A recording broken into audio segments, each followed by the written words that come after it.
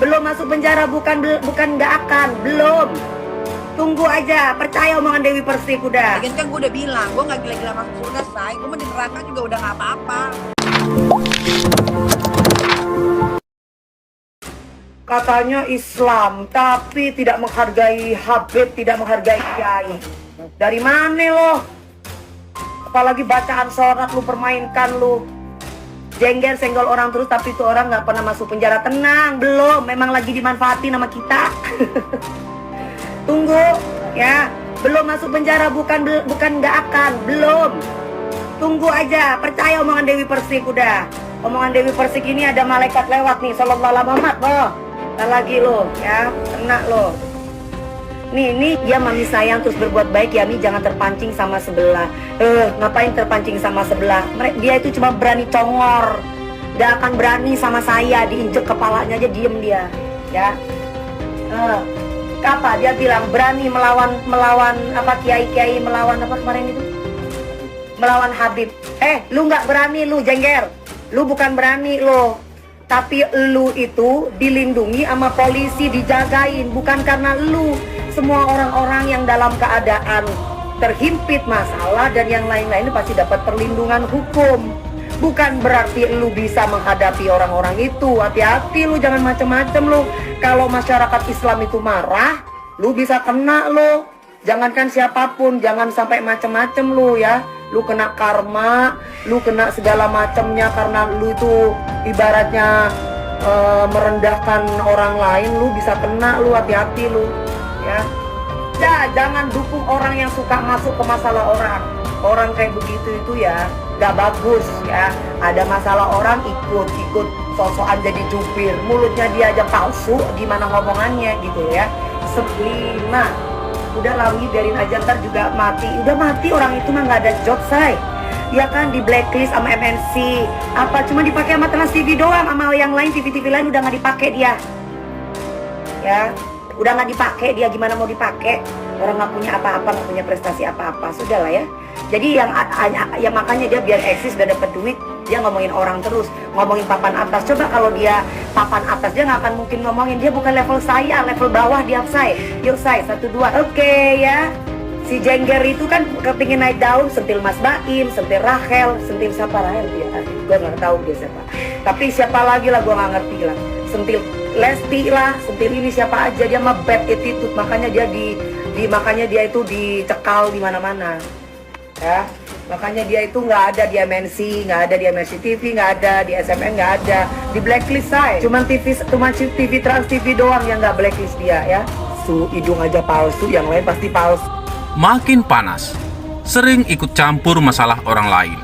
Nikita Mirzani dilaporkan ke Polda Jatim, dugaan penistaan agama. Dewi Persik sindir Nikita Mirzani. Kasus dugaan penistaan agama yang dilakukan Nikita Mirzani belakangan ini tengah viral.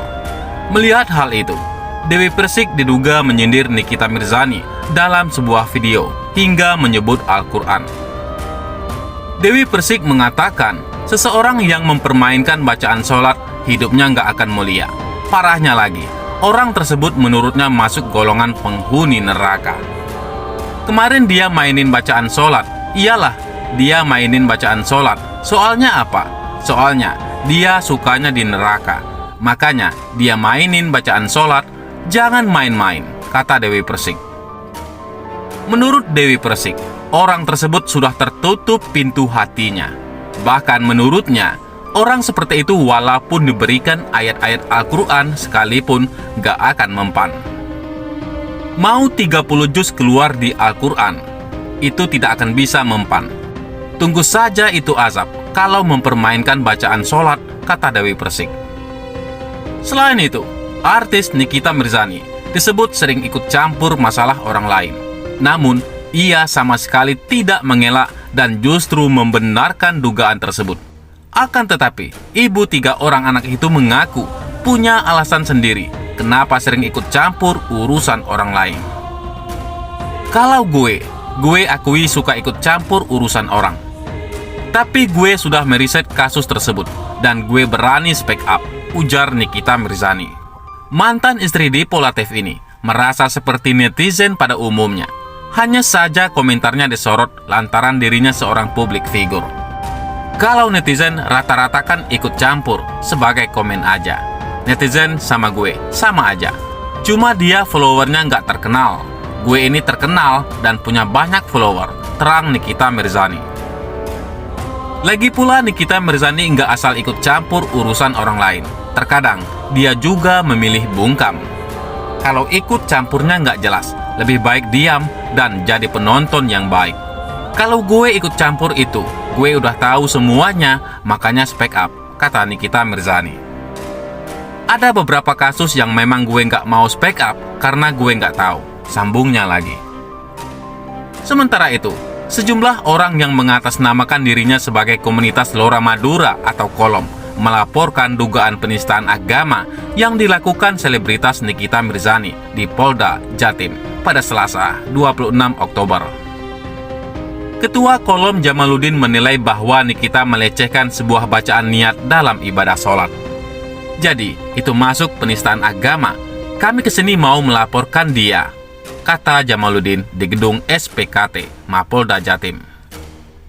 Dia membawa alat bukti berupa foto dan video yang dilampirkan dalam sebuah CD.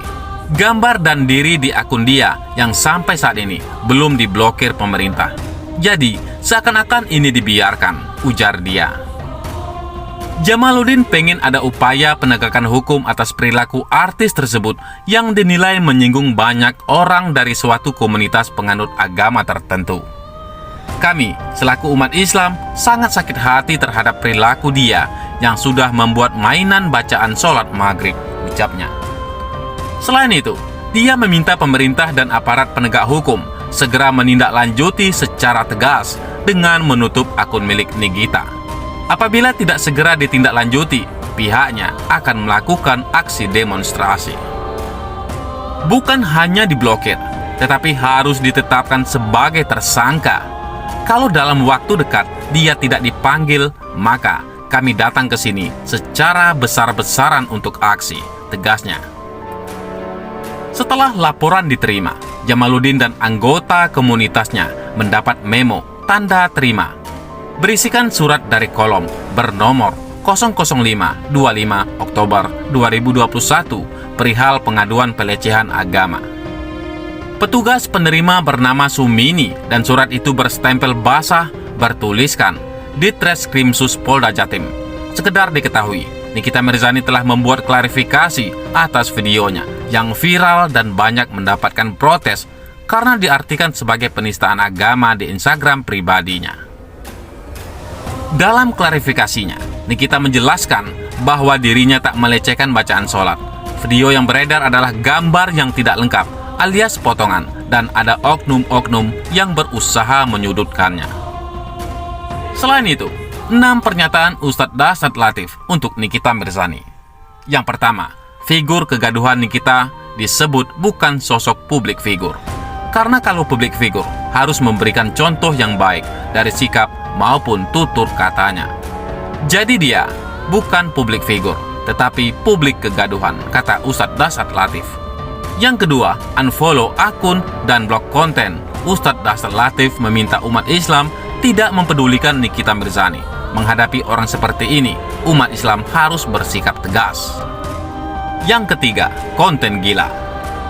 Dia yakin orang yang membuat konten gila seperti itu hanya mencari popularitas. Barangkali popularitasnya sudah mulai memudar, tidak punya kreativitas yang positif, akhirnya mencari hal yang negatif agar kembali terangkat namanya. Ustadz Dasat Latif mengutip pepatah Arab bahwa kalau ingin terkenal seluruh dunia, maka kencingi sumur air Zam-Zam. Memang benar akan terkenal seluruh dunia, tetapi terkenal di hal negatif. Maka umat Islam jangan pedulikan dia, hukum dengan sanksi sosial. Jangan ikuti kontennya, hilangkan dia dari medsos, tegasnya. Yang keempat, minta aparat bertindak. Ustadz Dasat Latif meminta aparat hukum memberikan perhatian khusus terhadap orang-orang seperti ini. Perhatian khusus di sini berupa tindakan hukum. Aparat sebaiknya memanggil Nikita Mirzani untuk ditanya. Selebihnya orang hukumlah yang tahu. Yang kelima, periksa kesehatan jiwa. Menurut Ustadz Dasat Latif, orang-orang yang mencandakan syariat Islam, salah satunya bacaan sholat, perlu diperiksa kesehatan jiwanya. Orang sakit jiwa bukan berarti gila, tetapi ada tingkatannya. Gila itu tingkatan yang sudah parah. Orang seperti ini terganggu jiwanya karena selalu mencari popularitas dari hal-hal negatif, ucapnya. Yang keenam, keluar dari Islam. Ustadz Asad Latif menegaskan mayoritas ulama menghukumi orang yang mencandakan syariat, diantaranya bacaan sholat adalah keluar dari Islam.